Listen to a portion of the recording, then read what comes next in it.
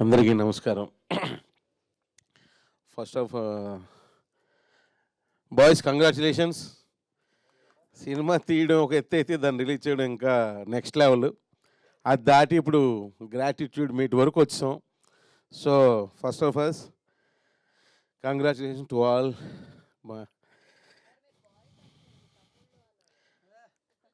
తమ్ముళ్ళు congratulations. Basically కొంచెం మా వాళ్ళు కొంచెం ఆవేశపడ్డారు, పెద్ద పట్టించుకోకండి. ఇదేంటంటే చిన్న సినిమా ఒక 150 సెంటర్స్లోనే రిలీజ్ చేసాం. అది కూడా షోస్ తక్కువ, సారీ థియేటర్స్ నాట్ సెంటర్స్.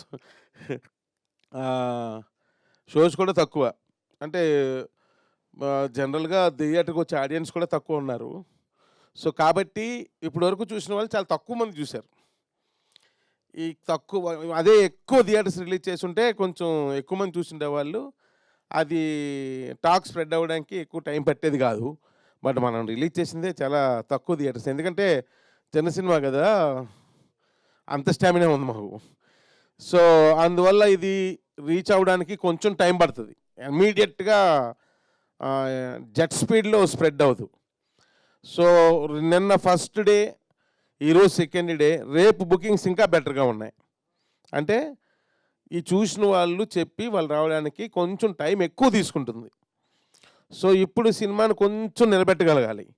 నిలబెడితే రేపు సండే దాటిన తర్వాత, సండేకి నాకు తెలిసి కొంచెం ఎక్కువ చూస్తారు, ఎందుకంటే సండే కొంచెం బాగానే ఉన్నాయి బుకింగ్స్. సో అంటే రోజు రోజుకి కొంచెం కొంచెం బుకింగ్స్ పెరుగుతున్నాయి. అంటే నేను ఒకేసారి 100% బుకింగ్స్ పెరిగిపోతే నేను ఎక్స్పెక్ట్ చేయట్లా. నేను డేకి ఒక 5 to 10% పెరుగుద్దేమో అనుకుంటున్నాను, అంతే.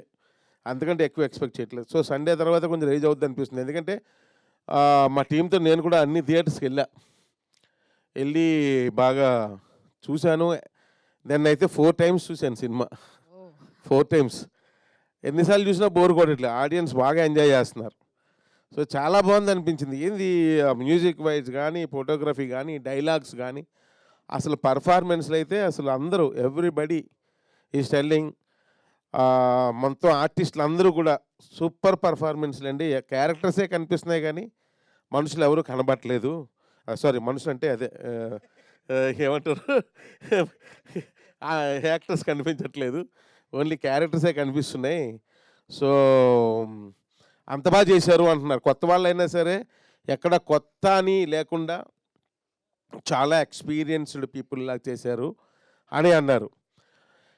సో ఐఎమ్ వెరీ హ్యాపీ అండి. యాజ్ ఎ ప్రొడ్యూసర్ నాకేమీ పెద్దగా బాధ అనిపించట్లా, ఎందుకంటే ఓకే, సినిమాని మెచ్యూర్డ్గానే తీసాం. ఎక్కడ అన్మెచ్యూర్డ్ టాక్ రాలా సినిమాలు ఎక్కడ కూడా ఇప్పటివరకు. ఈవెన్ దో రివ్యూస్ అని అన్నారు, కానీ రివ్యూస్ కూడా ఎక్కడ అన్మెచ్యూర్డ్ అని ఎక్కడ రాయలే, అందరూ మెచ్యూర్డ్గానే రాశారు.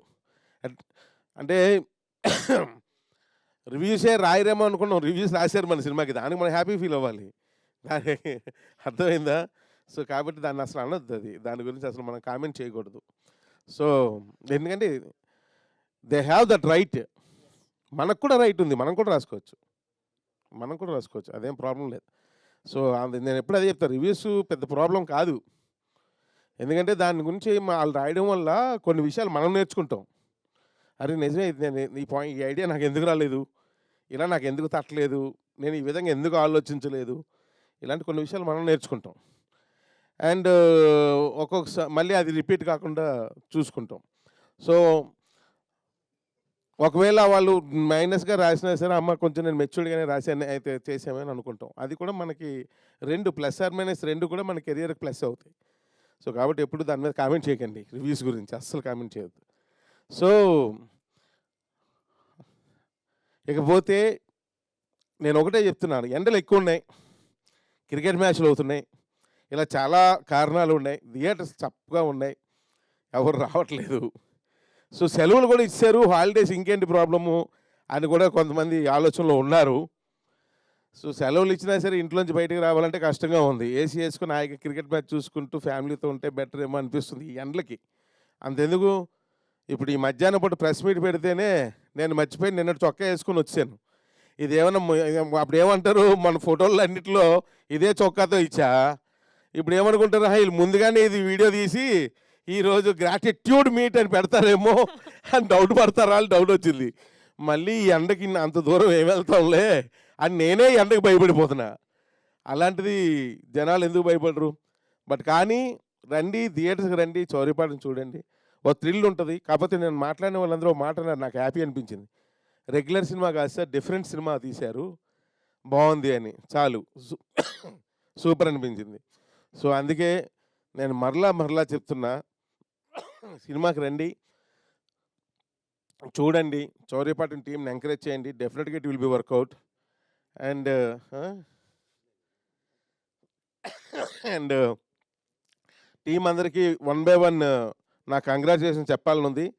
కానీ చెప్పే ముందు నా సినిమా మీద నాకు బాగా నమ్మకం ఉంది. ఇంకా నేను వెయిట్ చేస్తున్నాను సక్సెస్ మీట్ కోసం. డెఫినెట్‌గా సక్సెస్ మీట్ చేస్తామన్న నమ్మకం ఇంకా ఉంది. అందుకే దీనికి సక్సెస్ మీట్ అనొద్దని చెప్పా. సో, సక్సెస్ మీట్ వస్తాం. మళ్ళీ మిమ్మల్ని పిలుస్తాం. ఎండలైనా సరే పిలుస్తాం మిమ్మల్ని. మీరు అందరూ రావాలి. డెఫినెట్‌గా వస్తది. సక్సెస్ వస్తది. You don't worry. అసలు డిసప్పాయింట్ అవ్వకండి. వస్తది. అంతే. ఎందుకంటే బుకింగ్స్ చూశాను నేను. నా క్యాలిక్యులేషన్ కరెక్టే వస్తది. సో, సో ఈ యొక్క ఇంత ఎంకరేజ్‌మెంట్ ఇచ్చిన ప్రతి ఆడియన్‌కి మనస్ఫూర్తిగా ఎన్ఎన్ తరపున నేను థాంక్స్ తెలియజేస్తున్నాను. అలాగే ముఖ్యంగా ఈ ఎన్ఎన్ ప్రొడ్యూసర్ త్రినాథరావు నక్కినకి అడ్వాన్స్డ్ హ్యాపీ బర్త్‌డే చెప్తున్నాను. And happy birthday sir. Advance. So, అయ్యో! అడ్వాన్స్ అంటున్నా. సో, సో కాబట్టి దీనికి ఈ సినిమా ఇక్కడి వరకు రావడానికి కారణమైన ప్రతి మీడియా మిత్రుడికి, ప్రతి ఇండస్ట్రీ పర్సన్‌కి అందరికీ కూడా, అలాగే నా టీమ్ పనిచేసిన అందరికీ కూడా అంటే నేను థాంక్స్ తెలియజేస్తున్నాను. మరలా మిమ్మల్ని అందరికి పేరు పేరున సక్సెస్ మీట్‌లో నేను నా మనసులో మాటలు షేర్ చేసుకుంటాను. బట్ ఆడియన్స్‌కి మళ్ళీ రిక్వెస్ట్ చేస్తున్నాను. థియేటర్స్‌కి వెళ్ళండి, చౌరీపాటను చూడండి. బ్లెస్ చేయండి మమ్మల్ని. Thank you very much. Thank you sir. Gratitude meet పెట్టారు.